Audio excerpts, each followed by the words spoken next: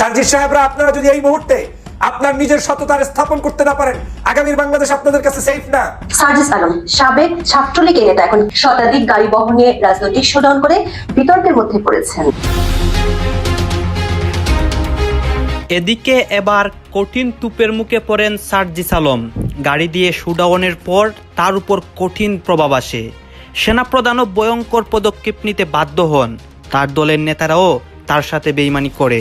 আল জাজিরার সাক্ষাৎকারের পরে এবার ডক্টর মোহাম্মদ ইউনূস বাংলাদেশের একটি গণমাধ্যমে সাক্ষাৎকার দিলেন এবং সেই সাক্ষাৎকারে তাকে অনেকখানি অসহায় মনে হলো যে এই সরকার বোধহয় আর পেরে উঠছে না, এই সরকার হাঁপ ছেড়ে বাঁচে যদি তাদের সময় শেষ হয়।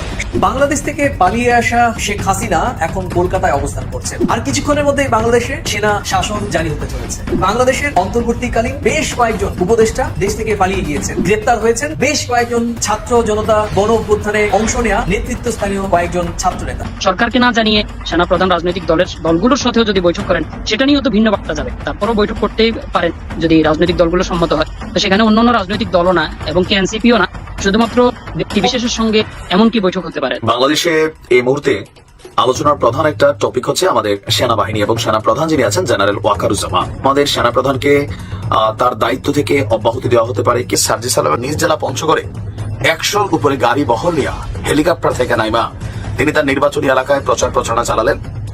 এর ঠিক একদিন পরেই আজকে এই দলটির অন্যতম একজন মুখপাত্র তো সার্জিসের বিশাল আয়োজন দেখা অপরদিকে হান্নান মাসুদ আবার আজকে হুন্ডামুন্ডালে ওইলান করে ফেলছে। তুমি আজকে যে 150 গাড়ি নিয়ে ঘুরলা, টাকা পাইলা কই ভাইয়া? সার্জিস আলম, হাসনাত আব্দুল্লাহ কিংবা নাহিদ ইসলামের মতন সাবেক সমন্বয়ক কিংবা নতুন যে রাজনৈতিক দল জাতীয় নাগরিক পার্টি এনসিপির নেতৃত্বে যারা রয়েছেন, তারা একের পর এক যে নাটক আমাদের সামনে উপস্থিত করছেন, আমার কথার সঙ্গে নিশ্চয়ই সবাই একমত হবেন যে মানুষ 150টি গাড়ি নিয়ে এবার শোডাউন দিলেন সমন্বয়ক সার্জিস আলম। এদিকে খেপে গেলেন সেনাপ্রধান ওয়াকারুজ্জামান। তাহলে এবার ফেসে যাচ্ছেন সমন্বয়ক সার্জিস আলম। এইবার এই বিষয় নিয়ে আমরা পর্যালোচনা এবং তদন্ত করে বেশ কয়েকটি খুবই গুরুত্বপূর্ণ তথ্য এবং ভিডিও ফুটেজ পাই, যা আজকের ভিডিওতে সেগুলোই এক এক করে ধারাবাহিক তুলে ধরা হবে। যদিও আজকের ভিডিওটা কিছুটা লং হতে পারে, তবে আজকের ভিডিওতে জানতে পারবেন এই সমন্বয়ক সার্জিস আলমকে নিয়ে সেনাপ্রধান ওয়াকারুজ্জামান এমন কিছু অজানা গুরুত্বপূর্ণ তথ্য দিয়েছে যা জানলে আপনি ইতিমধ্যে অবাক হতে বাধ্য। সেই সাথে আরো জানতে পারবেন বর্তমান বাংলাদেশের রাজনীতির প্রেক্ষাপট আসলে কোন দিকে যাচ্ছে। বন্ধুরা চলুন ভিডিওতে আজকের বেশি কথা বাড়াবো না, সরাসরি আজকে আমরা চলে যাব মূল ভিডিওতে। সেনাপ্রধানের কোনো চেষ্টায় কোনো কাজ হবে না। প্রফেসর ইউনূস যুগান্তকারী সুখবর দিয়ে জাতিকে সাব কিছু বার্তা জানিয়ে দিয়েছেন, যার অর্থ হচ্ছে এটা। মাননীয় প্রধান উপদেষ্টার যে ভাষণ জাতির উদ্দেশ্যে, এটা বিশ্লেষণ করছি। দীর্ঘ ভাষণ, আমরা একদম জিস্ট পয়েন্ট খুব সংক্ষেপে আলোচনা করব, বিশ্লেষণ করব। এই মুহূর্তে সবচেয়ে বড় উদ্বেগ উৎকণ্ঠা যেটা, যে সেনাপ্রধান ঘটনা ঘটিয়ে দিতে পারেন, একটা পাবলিক পারসেপশন তৈরি হয়েছে। আমি এখনো বিশ্বাস করতে চাই না সেনাপ্রধান তিনি ইমানদার মানুষ, কোরআন হাদিস বলেন, ভোজন রসিক মানুষ, ক্ষমতার উচ্চাভিলাষ তার নেই, সব ঠিক আছে, কোনো সমস্যা নেই। কিন্তু যেহেতু একটা পাবলিক পারসেপশন তৈরি হয়েছে যে সেনাবাহিনী আওয়ামী লীগকে রিপেট্রিয়েট করতে চায় এবং আওয়ামী লীগের লোকজনের প্রত্যাশা যে সেনাবাহিনী অভ্যুত্থান ঘটাবে, তারপরে আওয়ামী লীগকে পুনর্বাসন করবে, আবার সেনাবাহিনীর তৎপরতায় চুপ্পু জরুরি অবস্থা জারি করে দিতে পারে। এই যে উদ্বেগ উৎকণ্ঠা, সন্দেহ সংশয় যে কি না কি হয়, এই বিষয়গুলোর একটা জবাব প্রধান উপদেষ্টার বক্তব্যে পাওয়া গিয়েছে। আমি মনে করি প্রধান উপদেষ্টার বক্তব্য থেকে সবচেয়ে জরুরি বার্তা হচ্ছে এইটা।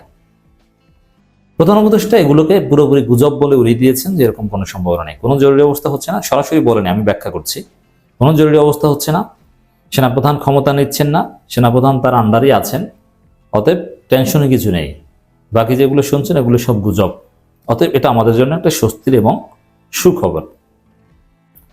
প্রধান উপদেষ্টা আমাদের স্বস্তির খবর দিলেন, যেহেতু গুজব। আর যদি প্রধান উপদেষ্টার কোনো লাইন থেকে যদি এরকম ধারণা করা যেতে পারে না আমরা একটা সংকটকাল অতিক্রম করছি, বা সেনাবাহিনীকে ইঙ্গিত করে যদি বলতেন যে সেনাবাহিনীকে সঠিক পথে আসতে হবে, তাহলে বুঝতাম যে না, ভুল পথে আছে। কিন্তু না, কোনো সমস্যার কথা আমরা দেখিনি এবং যথেষ্ট আত্মবিশ্বাসী মনে হয়েছে প্রফেসর ইউনূসকে। সেনাবাহিনী যদি তলে তলে কোনো পাওয়ার নেওয়ার চেষ্টা করত, অবশ্যই আমাদের চাইতে সবচেয়ে বেশি জানতেন প্রফেসর ইউনূস। যদি এটা হতো, পাবলিক পারসেপশন হয়েছে, কিন্তু আসলেই যদি খুব সিরিয়াস হতো, অথবা হয়ে থাকলেও এখন ঠিক হয়ে গিয়েছে, এখনো যদি চলমান থাকতো তাহলে প্রফেসর ইউনূসের কণ্ঠে একটা চিন্তার ভাঁজ, কপালে একটা চিন্তার ভাঁজ থাকতো, একটা উদ্বেগ উৎকণ্ঠা থাকতো তার বক্তব্যের মধ্যে। কিন্তু তার আধা ঘন্টার বেশি দীর্ঘ বক্তব্য যথেষ্ট ভিভিড মনে হয়েছে, আত্মবিশ্বাসী মনে হয়েছে যে এই চীন সফর বাংলাদেশের রাজনীতিতে নজিরবিহীন পরিবর্তন ঘটাবে, টেনশনের কিছু নাই, চারদিকে সুখবর সুখবর, ভারতীয় প্রজেক্ট সব ব্যর্থ হচ্ছে, আপনার ঐক্যবদ্ধ থাকেন, গুজবে কান দিবেন না, কিচ্ছু হবে না, এই স্বস্তির খবর আমাদেরকে দিয়েছেন। একই সাথে বিএনপি থেকে শুরু করে আরও বিভিন্ন স্টেক হোল্ডারদের যে বিভিন্ন উদ্বেগ, সেগুলোর সমাধান হয়েছে। এর মানে সত্যিকার অর্থে একটা সমাধানমূলক সুখবর জাতিকে দিয়ে গিয়েছেন প্রফেসর ইউনূস, দিয়ে চিনে গিয়েছেন, যাচ্ছেন সত্যিকার অর্থে। জনগণ যে বিষয়গুলো সমাধান চায় এই বিষয়গুলোর সমাধানের নিশ্চয়তা দিয়েছেন। এরকমই হওয়া উচিত একজন রাষ্ট্রপ্রধান, সরকার প্রধান। এইভাবে জনগণকে স্বস্তির বার্তা অতীতে কোনো সরকার প্রধান দিতে পারেনি। যা দিয়েছেন ওগুলো ফাও কথা, মিথ্যা কথা বলতেন, এই সেই প্রথমে অনেক পুঁথি পড়তেন যে আমরা এই করেছি সেই করেছি, কিন্তু প্রফেসর ফাও কথা বলেননি। কি করবেন, কি করছেন, কি করবেন সুনির্দিষ্টভাবে কিছু কথা বলেছেন। গুজবের পেছনে কারা কেন আছে তা সবারই জানা। এর মানে এই যে গুজব, এর পেছনে আওয়ামী লীগ জনগণকে একটু হতাশ করার জন্যে এবং ষড়যন্ত্রের গ্রাউন্ড তৈরি করার জন্য। এই এখন এটা যেহেতু প্রফেসর ইউনূস জানেন, একটা বিষয় সম্পর্কে সঠিকভাবে টাইমলি জানতে পারা, আগেভাগে জানতে পারা মানে সমস্যাটার হবে না। এটা আমাদের জন্য আরেকটা আনন্দের খবর। গুজবের পেছনে কারা আছে, কেন আছে তা সবারই জানা। আমরা এই গুজব ও মিথ্যা তথ্যের প্রচারণা রোধ করতে যাদের সঙ্গে সহযোগিতা চেয়েছি, মানে এই গুজব শুধু এই আওয়ামী লীগের কথিত গুজব নয়, এই গুজব ভারতের গুজব। ভারতের গুজব বলেই জাতিসংঘের সহায়তা চাওয়া হয়েছে। আওয়ামী লীগের গুজব রোধ করার জন্য জাতিসংঘের সহায়তা চাওয়ার দরকার হয় না, ভারতের গুজব। এখানে ভারতকে ইঙ্গিত করেছেন, অতএব ভারতকে ইঙ্গিত করে কঠিন বার্তা, সাব বার্তা এখানে মাননীয় প্রধান উপদেষ্টা আছে চীন সফরের আগের এই ভাষণে। আমরা এই গুজব ও মিথ্যা তথ্যের প্রচারণা রোধ করতে জাতিসংঘের সহযোগিতা চেয়েছি। জাতিসংঘ মহাসচিব এর মোকাবিলায় আমাদের সহযোগিতা করবেন বলে আশ্বাস দিয়ে গেছেন বলে মন্তব্য করেছে অন্তর্বর্তী সরকার প্রধান উপদেষ্টা প্রফেসর ডক্টর মোহাম্মদ ইউনূস। মহান স্বাধীনতা দিবস ঈদ উল ফিতর উপলক্ষে জাতির উদ্দেশ্যে ভাষণে তিনি এইসব কথা বলেন। তিনি আরো বলেন, সামগ্রিক ঐক্য দিয়ে সব ষড়যন্ত্র রুখে দিতে হবে। তিনি সামাজিক যোগাযোগ মাধ্যমে গুজবের মহোৎসবের মধ্যে জুলাই অভ্যুত্থানে ক্ষমতাচ্যুত পলাতক অবশক্তি দায়ী। আওয়ামী লীগের গুজব, এই যে সুখবর আসছে, মানে কি গুজব? এখানে কিন্তু ওই সেনাবাহিনী ক্ষমতা নিচ্ছে বা ইত্যাদি ইত্যাদি এই টাইপের গুজবকে বলেছেন। এটা নিয়েই তো বেশি উদ্বেগ উৎকণ্ঠা ছিল।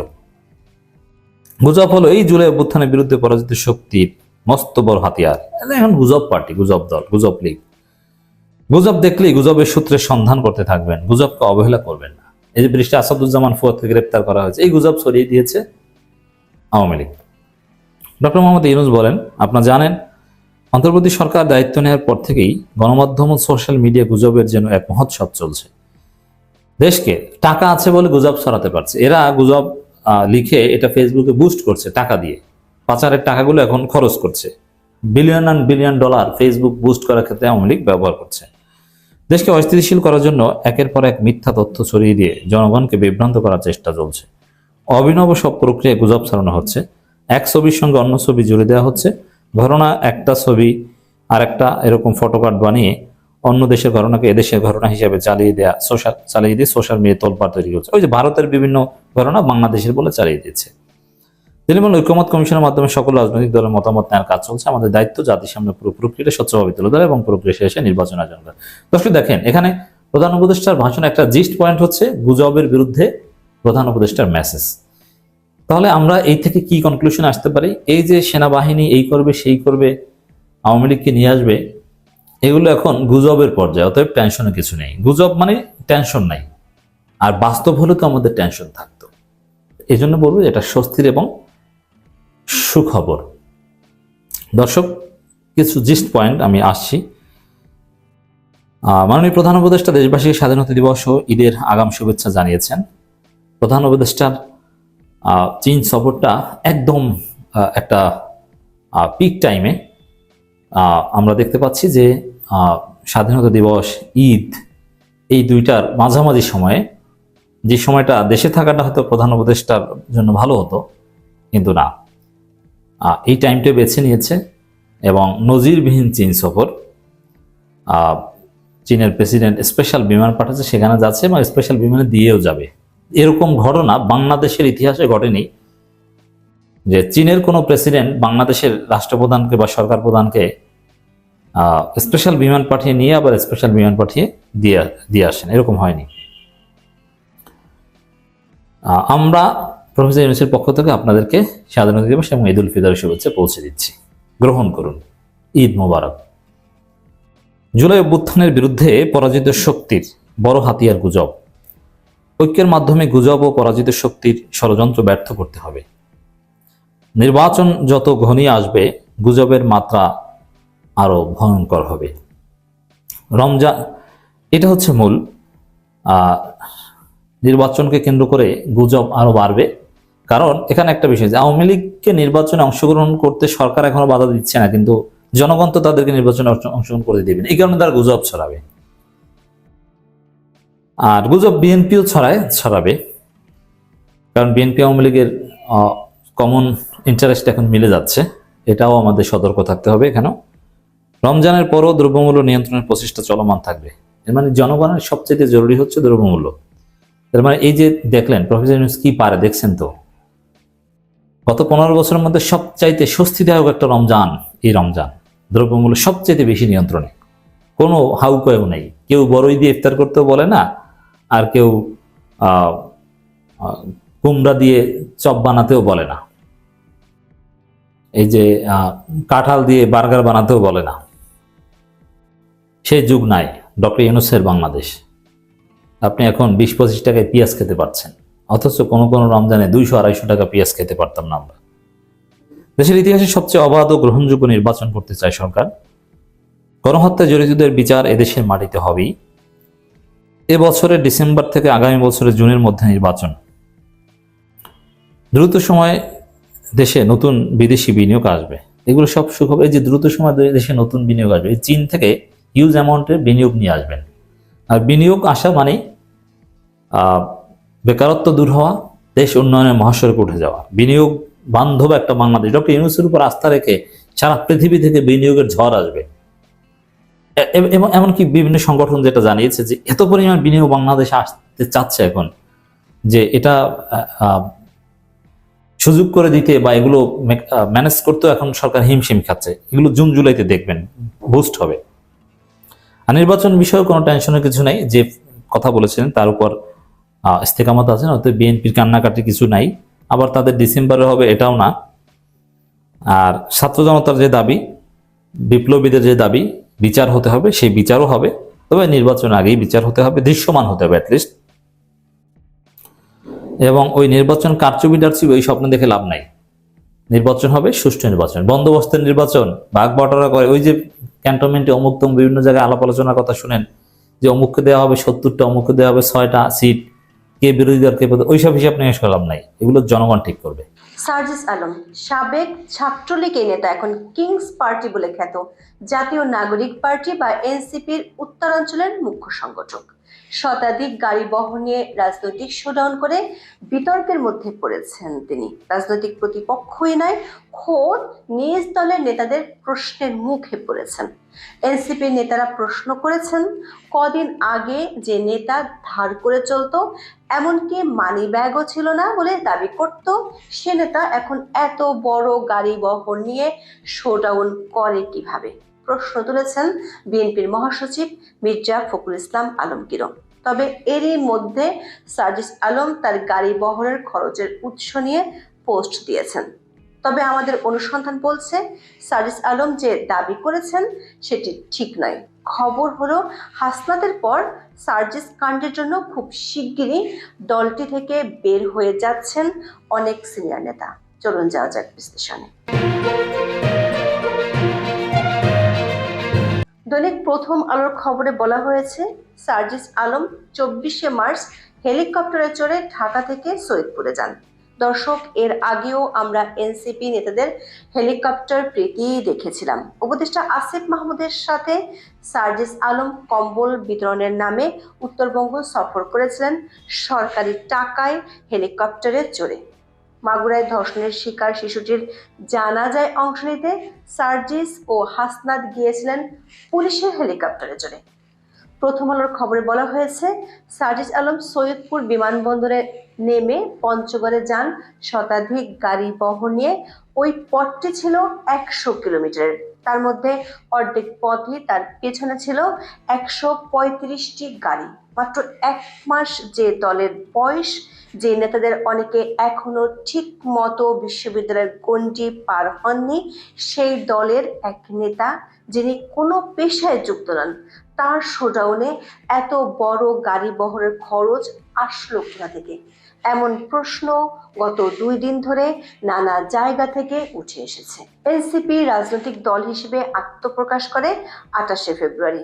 রাজধানীর মানিক মিয়া এভিনিউতে নতুন এই দলটির আত্মপ্রকাশের বিশাল অনুষ্ঠানের খরচ নিয়েও তখন প্রশ্ন উঠেছিল।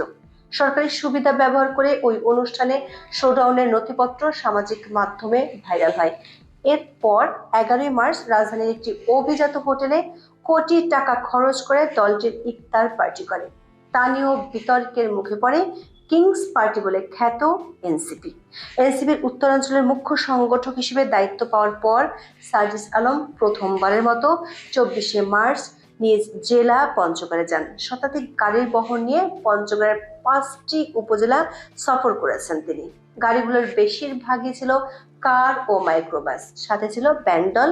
শতাধিক গাড়ি বহরের সামনের গাড়িতে ছিলেন সার্জিস, যেটি ছিল ছাদ খোলা একটি গাড়ি। প্রথম আলোর খবরে বলা হয়েছে, দেবীগঞ্জ উপজেলা শহর সংলগ্ন করতোয়া নদীর উপর চতুর্থ বাংলাদেশ চীন মৈত্রী সেতুতে শতাধিক গাড়ি বহরের জন্য 5,000 টাকা টোল দেন সার্জিস। সেতুর টোল আদায়কারী বাবু বলেন, তাদের বলা হয়েছে 135টি গাড়ি আছে, সব মিলিয়ে আমাদের 5,000 টাকা টোল দিয়েছে।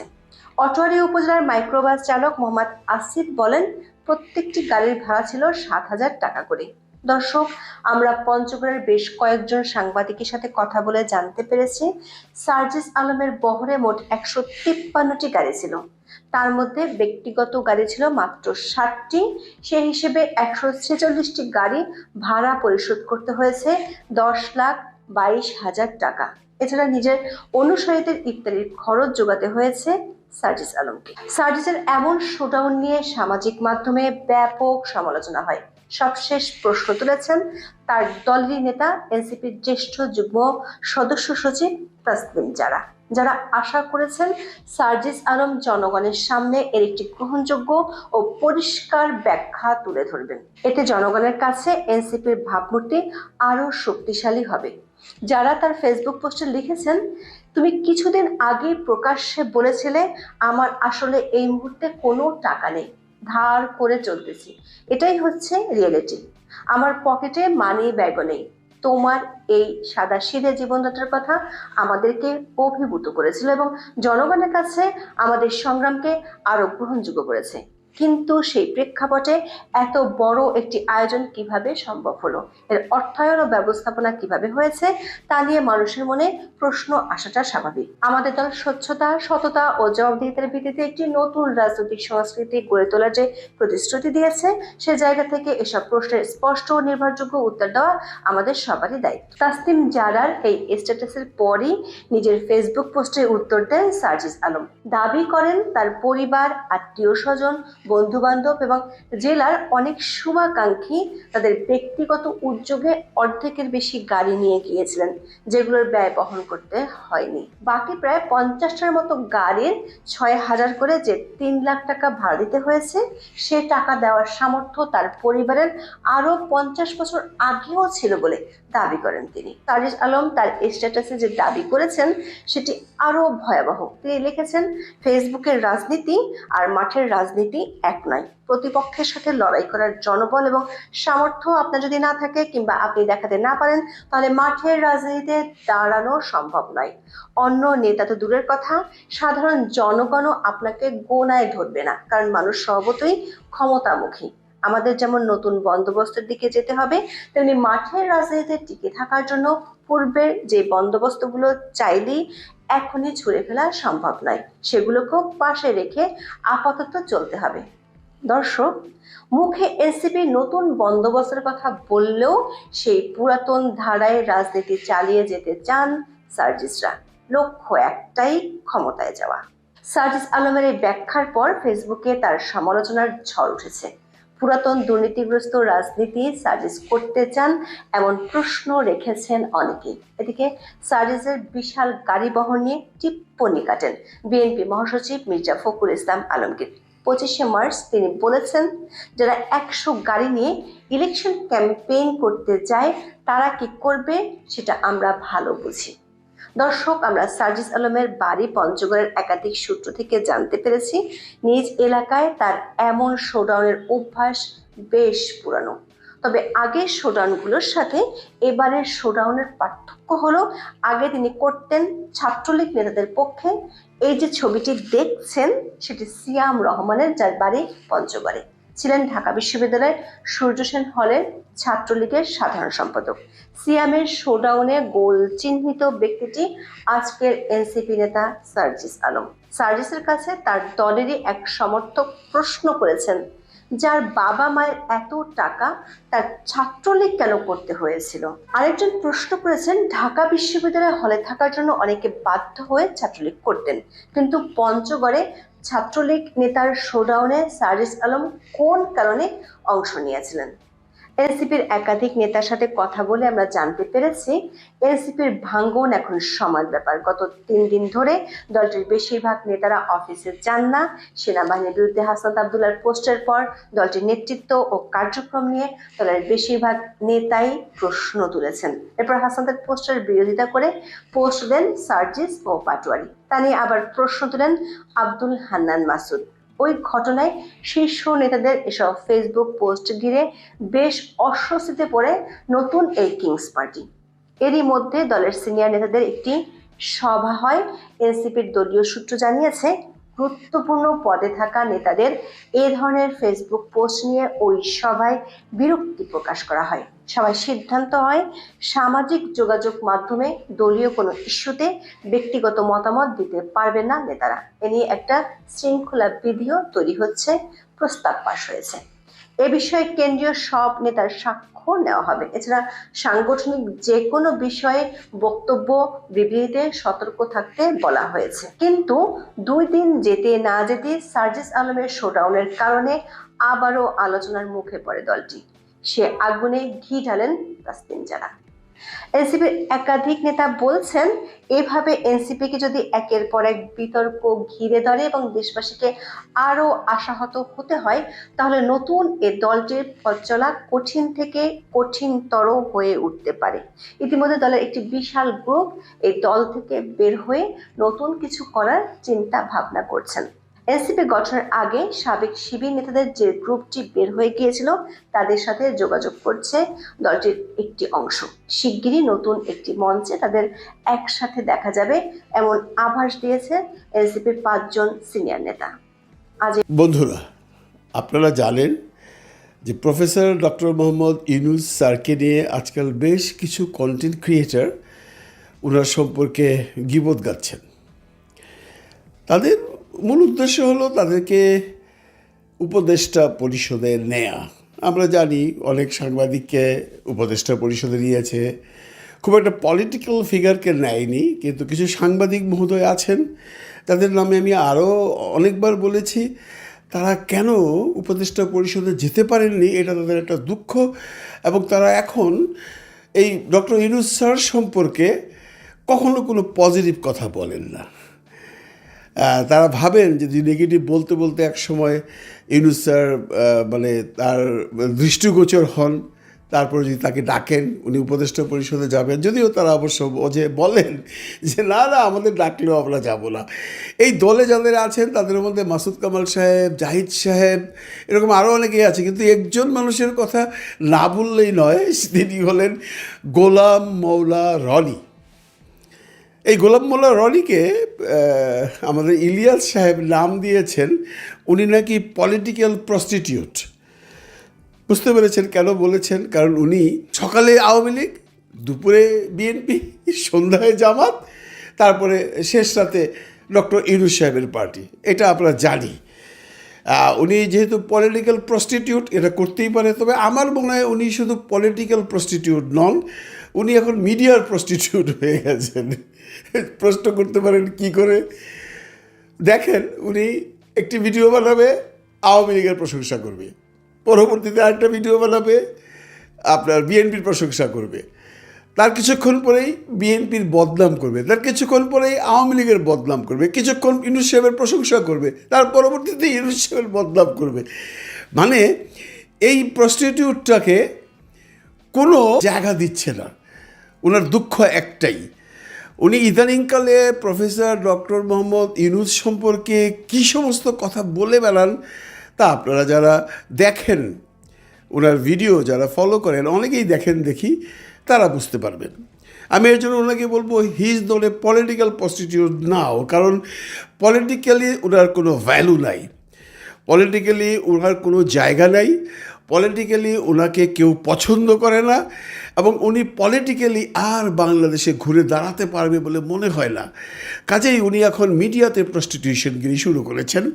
চলে গেছেন গ্রামের বাড়িতে, ওখানে ব্যালকনিতে বসে একদিন এক একটা ভিডিও করেন, মোটামুটি ভালো ভিউ হয়। আমার মনে হয় এখন ওনার এটাই একমাত্র উপায় অর্থ কামানোর। আমার তাতেও কোনো আপত্তি নেই। আমার আপত্তি একটি জায়গায়, উনি যখন প্রফেসর ডক্টর মোহাম্মদ ইউনূস স্যারকে নিয়ে কথা বলেন, আপনারা খেয়াল করে দেখবেন বন্ধু, উনি ইউনূস ইউনূস বলেন। মানে আমার এখন সন্দেহ হয় এই গোলাম মৌলা রনি ওনার আব্বাকে কি নাম ধরে ডাকে কি না। কারণ ওনার আব্বার নাম যদি মিস্টার রাজাক হয়ে থাকেন, তাহলে বলতে পারেন এই রাজাক এদিকে আসো। আম্মার নাম যদি কুলসুম বেগম হয়ে থাকেন, তাহলে ডাকে এই কুলসুম এদিকে আসো। আমার মনে হয় উনি আব্বাকে আম্বা বলেন না, আম্মাকে আম্মা বলেন না, উনি কাউকে সম্মান দিয়ে কথা বলেন না।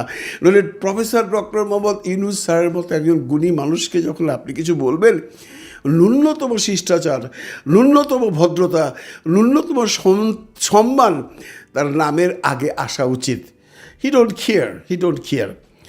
কেয়ারই বা করবে কোত্থেকে? তার যদি আমরা কি বলে অতীত দেখি, যারা জানেন, যারা জানেন না তাদের জন্য একটু বলতেই হবে। কারণ যার সম্পর্কে এতগুলো কথা বলছি, সে কোত্থেকে উত্থান হয়েছে এবং তার ক্যারেক্টারাইজেশন কী, সে কীভাবে আজকে রাজনীতিতে এসছেন, অনেকেই হয়তো জানেন না। এই গোলাম মৌলা রনি পটুয়াখালীর থেকে ইলেকশন করে 2008-এ আওয়ামী লীগের টিকিটে এমপি হয়েছিলেন। কিন্তু আপনারা যদি উইকিপিডিয়াতে যান, তাহলে দেখবেন ওনার জন্ম হলো ফরিদপুরে। গোলাম মৌলা রনির বাবা নিতান্ত দরিদ্র শ্রেণীর মানুষ ছিলেন। ফরিদপুরের নদী ভাঙ্গনের সময় উনি ফরিদপুর থেকে নদী ভাঙ্গনে যখন সমস্ত বাড়িঘর বিলীন হয়ে যায়, ওনারা পটুয়াখালীতে চলে যান। নদী ভাঙনের আগে রনি সাহেবের বাবা, আমি কারো প্রফেশন নিয়ে ছোট করে কথা বলছি না, রনি সাহেবের আব্বা মাথায় করে তেল বিক্রি করতেন। এটা কোনো খারাপ কিছু নয়, অনেকেই করেন, অনেকেই দরিদ্র ফ্যামিলি থেকে এসছেন, সেটা নিয়ে কোনো আলোচনার বিষয়বস্তু নয়। কিন্তু ওনারা যখন পটুয়াখালীতে গেলেন নদী ভাঙনের পর, ওখানে যে স্থানীয় এক চেয়ারম্যানের বাড়িতে একটু জায়গা দিয়ে দিল সেই চেয়ারম্যান সাহেব তাদের থাকার জন্য। পরবর্তীতে 1/11-এর সময় আপনারা জানেন, 1/11-এর সময় এই গোলাম মৌলা রনি সাহেব বেশ কলম টুলাম লিখত, এবং হাসিনা ম্যাডামের কলম ফলাম লেগে হাসিনার একটু সুদৃষ্টিতে পড়েছিল। এবং তখন সে 2008-এ এই পটুয়াখালী থেকে ইলেকশনের নমিনেশন পেয়েছিল। আর তখন নমিনেশন পাওয়া মানে পাশ করা। উনি পাশ করে গেছেন, এমপি হয়ে গেছেন। এমপি হয়ে উনি প্রথমেই যে বাড়িটাতে তার বাবা ছিল, যে বাড়িটাতে তার আব্বাকে আশ্রয় দিয়েছিল সেই চেয়ারম্যান সাহেব, সেই জমিটাই আগে প্রথম খেয়েছে। এই হলো তার প্রথম মানে দৌরত্ব শুরু করা। এরপর এই এমপি থাকার সময় উনি কি করেননি, বাড়ি গাড়ি ফ্ল্যাট ব্যবসা বাণিজ্য। একসময় আমি বলতে শুনলাম, উনি বললেন যে প্রতিদিন ওনার 10 কোটি টাকা জমা হয় ব্যাংকে বা লেনদেন হয়। কোনো একটা কন্টেন্টে আমি গিয়ে দেখলাম, মানে প্রচুর টাকার মালিক হলেন, প্রচুর অত্যাচার শুরু করলেন গ্রামে, প্রচুর এলাকায় এমন একটা মানে রাজত্ব সৃষ্টি করলেন। রনির ভয়ে সবাই ভয় পাইতো। ভাইয়া গ্রুপ নামে ওনার একটা লাঠি বাহিনীও ছিল বা ক্যাডার বাহিনীও ছিল, এটা ওই এলাকার লোকজন সবাই জানে। চলতেছিল ভালোই। 8 থেকে 12 পর্যন্ত খুব ভালো গেল। তারপর কি হলো, ইন্ডিপেন্ডেন্ট টেলিভিশনের একজন সাংবাদিক রনির তার জীবনের এই বৈচিত্র্যময় জীবনের ঘটনা নিয়ে একটা কন্টেন্ট বানাতে চেষ্টা করলো বা অনুসন্ধানী কন্টেন্ট করতে চেষ্টা করলো। এর জন্য উনি রনি সাহেবের রোষানলে পড়লেন এবং রনি সাহেব তাকে বেদম পিটালেন। এরপর উনি এই মামলায় জেল খেটেছেন। আওয়ামী লীগ তাকে কী কারণে ক্ষমা করেনি বা কী কারণে বাঁচায়নি সেই ব্যাপারটা এখনও রহস্যময় রয়ে গেছে। তাকে জেল খাটতে হয়েছে। জেল থেকে আসার পর রনিকে আর আওয়ামী লীগের জায়গা দেয়নি। রনি সাহেব চলে গেলেন বিএনপিতে গিয়ে ওখানে শোনা কথা 10 লক্ষ টাকার বিনিময়ে উনি নমিনেশন পেলেন পটুয়াখালী তার এলাকা থেকে। কিন্তু দুর্ভাগ্য উনি সেখানে ইলেকশনে নমিনেশনই ক্যান্সেল হয়ে গেল। এটা নির্বাচন কমিশন করেছিল, কী কারণে করেছিল আমরা এখনও সেটা জানি না। সেখানে বিএনপির যে আসল প্রার্থী ছিল, যিনি সারা জীবন বিএনপি করে এসছেন, উনি ইলেকশন করেছিলেন। তার রেজাল্ট কী হয়েছিল আপনারা জানেন। রনি পতনের দিকে চলে গেল, কারণ রনি 2008 থেকে 12 পর্যন্ত উনি এমপি ছিলেন। তারপরে আর এমপিত্ব নেই, জেল টেল খেটেছেন। আওয়ামী লীগে এসেও, আওয়ামী লীগ ছেড়ে বিএনপিতে এসেও জায়গা পেয়েছিল, কিন্তু কিছু করতে পারেনি। এখন উনি দিক বিদিক শূন্য হয়ে গেছেন। 2024-এর পর উনি চিন্তা করলেন এগুলো তো কিচ্ছু হলো না, এবার আমি ডক্টর ইউনূসের শরণাপন্ন হই। শুরু করলেন ডক্টর ইউনূসের চামচামি। কিন্তু তার ভিতর অনেক রাগ ছিল, কারণ প্রথম দিন আমাদের সেনাপ্রধান যখন বিভিন্ন দলের নেতাদেরকে ডাকছিল, ওনাকে কিন্তু ক্যান্টনমেন্টে ডাকেনি। সেই ক্ষোভও উনি প্রকাশ করেছেন বিভিন্ন জায়গায়। এমনকি রাষ্ট্রপতি ভবনেও যে অনুষ্ঠানটা হয়েছিল সেখানে তাকে কেউ কোনো পাত্তা দেয়নি। উনি প্রথম থেকে ইউনূস সাহেবের খুব প্রশংসা শুরু করে দিলেন। প্রশংসা করলেন এইভাবে, doctor Yunus, professor doctor Mohammad Yunus sir অনেক জ্ঞানী মানুষ, উনি অনেক ভালোভাবে দেশটাকে আঁকড়ে ধরতে পারবেন। তারপর যখন উনি দেখলেন যে ওনাকে আর এইখানে নেওয়া হলো না, উনি শুরু করলেন প্রফেসর ডক্টর মোহাম্মদ ইউনূস স্যারের বদনাম করা। এই মানুষটাকে আপনারা কি বলবেন? পলিটিক্যাল প্রস্টিটিউশন বলবেন, নাকি মিডিয়ার প্রস্টিটিউশন বলবেন? মিডিয়াতে প্রস্টিটিউশনগিরি করে খায়, চলে গেছে গ্রামের বাড়িতে ব্যালকনিতে বসে প্রত্যেক দিন একটা করে ভিডিও করে, কোনো দিন আওয়ামী লীগ, কোনো দিন বিএনপি, কোনো দিন জামাত, কোনো দিন এনসিপি। এবং আমরা দেখছি, আমরা কেউ বিচার করছি না যে মানুষের তো একটা ন্যূনতম নীতি থাকে। আমি রনি সাহেবকে বলছি, আপনার কি ন্যূনতম নীতি বলতে কিচ্ছু নেই রে ভাই? আরে একটা প্রস্টিটিউট যে আছে তারও কিন্তু একটা নীতি আছে, তারও একটা নীতি আছে, কিন্তু আপনার তো কোনো নীতি নেই। আপনি কি করে প্রফেসর ডক্টর ইউনূস মোহাম্মদ স্যারকে নাম ধরে ডাকেন? আপনি কিভাবে উলটপালট কথা বলেন? বন্ধুরা, এই ভিডিওটা একটু দেখুন। এই বাংলায় এখন পারাপার করার জন্য নৌকা ছাড়া আর কিছু নাই। বিএনপি এবং তার সহযোগী জামায়াত ইসলামী, যাকে বলা হয় বাই বর্ন ক্রিমিনাল, আগামী 100 বছর বিএনপি টিকে গেল। জামায়াত আসলে একটা আদর্শ ভিত্তিক রাজনীতি করে। ডক্টর ইউনূস রয়েছে বর্ণাঢ্য ইতিহাস। Doctor Yunus in the field of politics he is just infant, নবজাতক শিশু। মানুষ কি করে সকালে একটা, বিকালে একটা, দুপুরে একটা, রাতে একটা বলে? উনি কি পাগল হয়ে গেছেন? আমার মনে হয় উনি পাগল হয়ে গেছেন। ওনাকে ইমিডিয়েট পাবনা পাঠানো দরকার। আর নয়তো উনি যে সমস্ত কথাবার্তা বলেন, যে সমস্ত রাষ্ট্রদ্রোহিতার আচরণ করেন, তার জন্য তাকে পাঠানো উচিত জেলখানায়। আপনি দেখুন উনি এই সময় এসে কি বলছে। আমি আর ভিডিওতে দেখাবো না, আমি আপনাদেরকে অডিওতে শোনাচ্ছি। চেষ্টা করলেও খুব বেশি আগাতে পারবেন। নোবেল পুরস্কার পেয়েছে, তুমি তো শ্রমিকের টাকা মেরে দিলা, তাকে ডাইরেক্ট ক্রস ফায়ারে দেওয়া উচিত। সেই জঙ্গিবাদের চক্রান্তে শেখ হাসিনা ক্ষমতাচ্যুত হয়েছে। তো কাজেই শেখ হাসিনাকে আবার ক্ষমতায় বসাতে হবে। প্রয়োজনে বাংলাদেশে ভারতীয় শূন্য সমাবেশ ঘটাতে হবে এবং দরকার হলে বাংলাদেশকে অধিকার করতে হবে, কাশ্মীর বানিয়ে ফেলতে হবে, সিকিম বানিয়ে ফেলতে হবে। এই অডিওর মধ্যে উনি এক জায়গায় বলেছিলেন ডক্টর ইউনূসকে ক্রস ফায়ারে নেওয়ার কথা, এবং উনি বলেছেন, আপনারা শুনেছেন, এই দেশকে সিকিম বানিয়ে ফেলতে হবে, কাশ্মীর বানিয়ে ফেলতে হবে। এটাকে একটা গর্হিত অপরাধ নয়? অবভিয়াসলি এটা একটা গর্হিত অপরাধ। আপনি যে দলই করুন না কেন, আপনি আফটার অল বাংলাদেশি, বাংলাদেশকে আপনি ভালোবাসেন, দেশমাতৃকাকে আপনি অন্য একটা রাষ্ট্রের মতো ভঙ্গুর করে দিবেন, এটা কি কোনো বাঙালি পছন্দ করবে? কিন্তু তারপরেও আপনারা অনেকেই তার কন্টেন্ট গিয়ে দেখেন, তাকে বাহাবা দেন, তাকে বলেন, কিন্তু যারা করেন তারা কিন্তু জানেন না উনি আসলে আওয়ামী লীগেরও না, উনি বিএনপিরও নন, উনি জামাতেরও নন, উনি ইউনূস সাহেবেরও নন।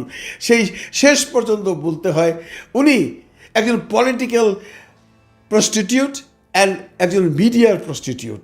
রনি সাহেব, আসলে আপনি জন্ম থেকে জ্বলছেন, আসলে আপনার ভিতরে কোনো জ্ঞান নেই। আপনি মনে করেন আপনি যখন কোনো কন্টেন্ট তৈরি করেন আপনি অনেক জ্ঞানের কথা বলেন, বইপত্রের কথা বলেন, আপনি এমনটিও বলেন আপনি এমন পড়াশোনা করেন, আপনি এমন পড়াশোনা করেন যে আপনি জানেন আনারকলি সকালবেলায় কী নাস্তা খেত শাহজাহানের ওয়াইফ, আপনি এও জানেন আব্রাহাম লিঙ্কনের হাতের আঙ্গুলে কী কী প্রবলেম আছে। এত পড়াশোনা করেন, এত গভীরে যান, কিন্তু মানুষের ক্যারেক্টারাইজেশন বোঝেন না। আপনি যে প্রফেসর ইউনূস স্যার সম্পর্কে কথা বলেন, আপনি কি তার যোগ্য? প্রফেসর ইউনূস স্যার যদি তার মাথা থেকে একটা চুল ছুঁড়ে আপনাকে দিয়ে দেয়, খুঁজে পাবেন না কোনটা আগা কোনটা মাথা। আপনি তাকে নিয়ে সমালোচনা করেন। আপনি কি বলেন? তাকে ক্রস ফায়ারে দেওয়া হবে। আপনি কি বলেন? হাসিনার মতো অবস্থা হবে তার। কেন ভাই? শেখ হাসিনার মতো কি উনি কিছু করেছেন? আরে ভাই, বেশ্যাবৃত্তি করবেন অন্য জায়গায় গিয়ে করেন, এই রাজনৈতিক মহলে কেন? আপনাকে তো কেউ নিচ্ছে না, আপনাকে কেউ পছন্দ করে না, আর আপনাকে আপনার দর্শকরা কয়দিন পরে লাথি দিয়ে ফেলে দিবে, কারণ আপনি একটা মানুষের মতো কথাবার্তা বলেন, সকালে একটা, দুপুরে একটা, রাতে একটা, সন্ধ্যায় একটা। ওয়াই এক জায়গায় থাকেন না ভাই? যে কোনো মানুষের একটা নীতি থাকা দরকার। এই মানুষটার কোনো নীতি নেই। করে বুঝাবো যে এই সমস্ত মানুষের নীতি থাকে না। এত টাকা কামিয়েছে উনি, এত টাকা কামিয়েছে উনি তার সেই এমপিত্ব থাকার সময়, তাতেও তার মন ভরেনি। এত জায়গা দখল করেছে, এত কিছু করেছে, মন ভরেনি। আপনারা দেখেন বাড়িতে বসে আছে, এখন কেউ তাকে ডাকে না, ইভেনকি টক শোতেও তাকে এখন আর ডাকে না। এই ভদ্রলোক আসলে উন্মাদ হয়ে গেছে, আমি বলবো আসলে উন্মাদ হয়ে গেছে। উনাকে এখনই পাগলাগারদে পাঠান। আর রনি সাহেবকে আমি বলে দিচ্ছি, আপনি আর যাই করেন, professor doctor Mohammad Yunus sir সম্পর্কে যখন কথা বলবেন একটু সম্মান নিয়ে কথা বলবেন, কারণ উনি এখন পর্যন্ত এমন কোনো কাজ করেনি যে তাকে আমরা সম্মান করব। বাংলাদেশের যে কোনো মানুষকে জিজ্ঞাসা করুন, কেউ কিন্তু তাকে ওনাকে অসম্মান করে কথা বলেন। আপনি বলেন, এগুলো বাদ দেন। আপনি হাজার চেষ্টা করলেও আপনাকে উপদেষ্টা পরিষদের নেবে না, আপনাকে কামাল সাহেবকে, জাহিদ সাহেবকে নেবে না, কারণ আপনাদের মধ্যে সেই ক্যালিবার নেই। আপনারা মানুষকে সম্মান করতে জানেন না, আপনারা সত্যকে সত্য বলতে জানেন না, মিথ্যাকে মিথ্যা বলতে জানেন না। বানিয়ে ঝানিয়ে আপনি বোকা বানাতে পারবেন। এই যে আমাদের ইউটিউবের কিছু সাদাসিধা দর্শকদের বা শ্রোতাদের, ওনাদের পারবেন না। ওনার অনেক জ্ঞানের সম্ভার নিয়ে এসছে। আপনি যতই হিস্ট্রির কথা বলেন, যতই ইতিহাস ঘাটেন, যতই মুঘল সাম্রাজ্য থেকে শুরু করে আব্রাহাম লিঙ্কনের কথা বলেন, আমরা যারা ইউটিউব দেখি বা সাধারণ মানুষ যারা দেখে, তারা হয়তো বুঝতে চেষ্টা করে আপনি অনেক জ্ঞানী, কিন্তু ওই জায়গায় যারা বসে আছে তারা জানে আপনি কতটুকুন জ্ঞানী। ভালো থাকবেন সবাই, ভালো রাখবেন সবাইকে। খোদা হাফিজ। ধন্যবাদ প্রিয় দর্শকবিন্দু, আমাদের ফুল ভিডিওটি দেখার জন্য আপনাকে জানাই অসংখ্য অসংখ্য ধন্যবাদ। তো বন্ধুরা, আজকে যে ভিডিওটি দেখলেন, শোডাউন দিয়েছেন সমন্বয়ক সার্জিস আলম 150টি গাড়ি নিয়ে। এই বিষয় নিয়ে বাংলাদেশে চলতেছে বর্তমান নানান ধরনের আলোচনা এবং সমালোচনা। এবার এই বিষয় নিয়ে আপনারা ইতিমধ্যে ভিডিও দেখতে পেয়েছেন। এই বিষয় নিয়ে আপনাদের কী মন্তব্য অবশ্যই কমেন্ট বক্সে কমেন্ট করতে ভুলবেন না। আর হ্যাঁ, এমন নিত্য নতুন আপডেট খবর সবার আগে পেতে চাইলে এখনই আমাদের এই পিচ্চি সাকিব ইউটিউব চ্যানেলটি সাবস্ক্রাইব করুন। ধন্যবাদ।